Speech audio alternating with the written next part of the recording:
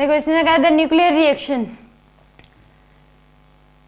यानी कि 2 प्रोटॉन और 2 न्यूट्रॉन मिलके हीलियम न्यूक्लियस बनता है।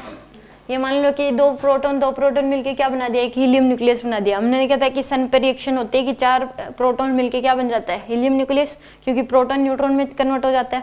तो क्या बना दिया, हीलियम न्यूक्लियस बना दिया। मास ऑफ ड्यूट्रॉन आपको दे रखा है, इसका एक का मास दे रखा है आपको इतना, तो हीलियम न्यूक्लियस का मास इतना दे रखा है। तो mass of nucleus, total mass of nucleus कितना हो जाएगा, 2.0141 प्लस 2.0141 यानी कि 28204।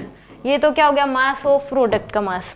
रिएक्टेंट का मास इतना है, तो मास डिफेक्ट जो आएगा वो कितना आ जाएगा आपके पास, 4.0282। इसमें से माइनस कर दोगे 4.0024। और वैसे भी हमें ये निकालने की जरूरत है नहीं, इसी को किससे मल्टीप्लाई कर दोगे आप, सी स्क्वायर से। तो यहाँ से आपके पास क्या आ जाएगी, यानी कि mass defect E equal to आ जाएगा डेल्टा एम इंटू में क्या कर दोगे, सी स्क्वायर। तो इसी ये जो मास डिफेक्ट है, अगर इसी को सी स्क्वायर से मल्टीप्लाई कर दोगे तो एनर्जी आ जाएगी। बट हमें पता है कि जब 4 प्रोटॉन मिलते हैं, एक हीलियम न्यूक्लियस बनता है, तो उस केस में 25 मेगा इलेक्ट्रॉन वोल्ट इतनी एनर्जी रिलीज होती है।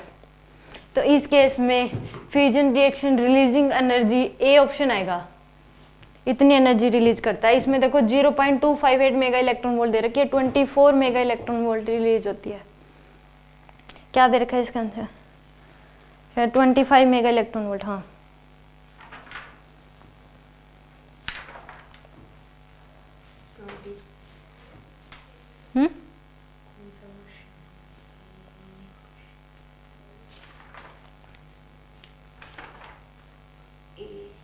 आगे समझो, यानी कि जब 4 प्रोटॉन मिलते हैं तो एक हीलियम न्यूक्लियस बनता है, फ्यूजन रिएक्शन है, तो उस केस में कितनी एनर्जी रिलीज होती है जब एक हीलियम न्यूक्लियस बनता है, 25 मेगा इलेक्ट्रॉन वोल्ट। तो इसमें लगभग दे रखे 24।